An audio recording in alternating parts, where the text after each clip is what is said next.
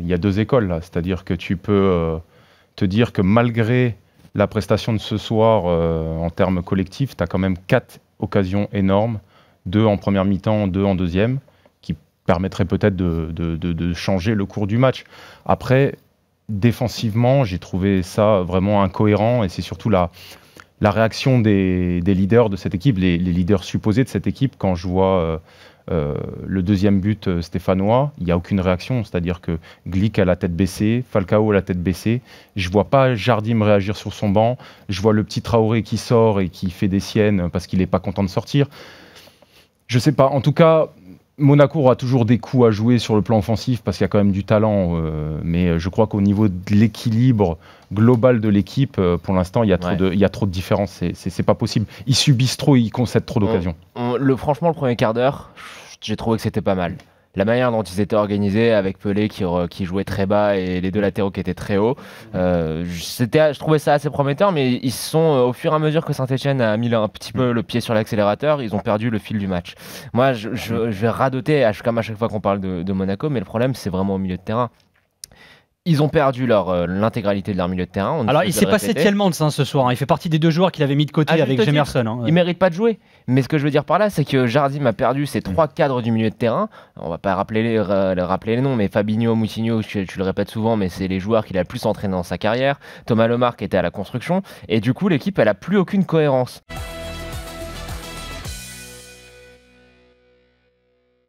Kazri est dans les conditions parfaites parce que Monaco décide de subir. Donc lui, avec sa finesse technique et puis les passes de Selnaes qui joue dans un fauteuil au milieu de terrain. C'est vrai qu'il a été très bon, mais il n'a pas de pressing sur lui aussi, il faut le dire. Il a aucun pressing sur lui. Je comprends pas parce que les 3 joueurs qu'il aligne au milieu, Pelé, Endoram et Traoré, c'est des joueurs qui sont quand même à vocation défensive, voire très défensive. Tu t'attends à quoi quand tu mets ça? Qui va faire le jeu? Qui est là pour prendre le jeu à son compte et créer quelque chose? Rien. Et alors, ok, ça peut être un parti pris sur un match, tu n'es pas en confiance, tu sors d'une période délicate, tu joues à l'extérieur contre une équipe qui est en forme, tu veux gratter un point. Mais le problème, c'est que, à la rigueur, comme on l'a dit en début d'intervention, le milieu de terrain monégasque, qui était là pour défendre, n'a jamais pressé le milieu de terrain stéphanois. Et ça, j'ai du mal à comprendre pourquoi.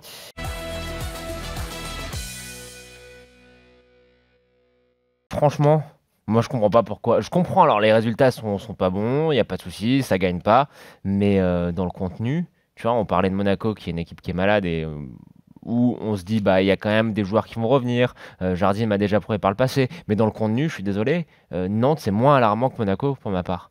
Quand tu prends cet entraîneur à l'été, que tu nous sors les violons en nous disant que tu le prends pour construire un projet de jeu, que tu veux vraiment t'investir avec lui sur la durée, que c'est un entraîneur qui a des idées, qu'il va lui falloir du temps, et que tu penses déjà à le débarquer au bout de 8 journées, enfin 7-8 journées, je trouve ça vraiment, mais quelle est la cohérence, quelle est la stratégie de club? Je veux bien que Kita soit caractériel et une tendance à se servir de ses entraîneurs comme des essuie-tout. Mais là, je sais pas, quand tu regardes le contenu des matchs, moi j'ai envie qu'il reste. J'ai envie qu'il reste. Parce qu'il y a quand même quelque chose, il y a des signes qui laissent penser que, il suffirait peut-être d'un petit peu plus de réussite. Il suffirait peut-être d'un petit peu plus juste d'un petit peu plus de réussite et de confiance pour que cette équipe se mette à gagner tout en proposant du beau jeu à la Beaujoire. Donc, pour moi, écoute, Kita va le virer, ça semble acté, grand bien lui fasse, mais j'ai du mal à comprendre pourquoi. Je trouve ça très injuste pour lui.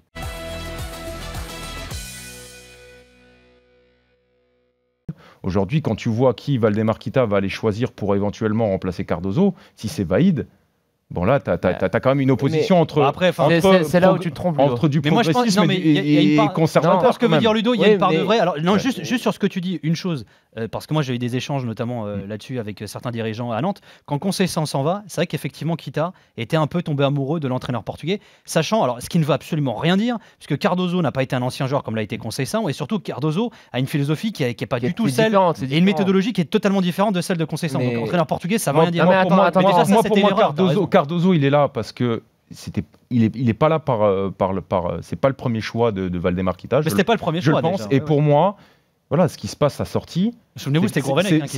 C'est fait. Tu sens, Cardozo, il a du caractère, il a un peu d'ego, ce garçon. C'est quand même quelqu'un. Tu sens, c'est un sanguin. Et la sortie de Valdemar Kita, elle est faite pour quoi? Elle est faite pour essayer de le faire péter les plombs et qui démissionne. Vas-y, en fait, pour répondre à ce que tu disais, en fait, le problème à Nantes, qui est connu de tous, c'est que c'est pas le fils qui décide. c'est pas validé. Enfin, si, in fine, c'est pas le fils qui a les idées, c'est pas le père qui a les idées, mais c'est qu'à Nantes, dans l'organisation institutionnelle du club, il y a trop de monde qui gravite autour et qui susurre à l'oreille, soit du fils, soit du père.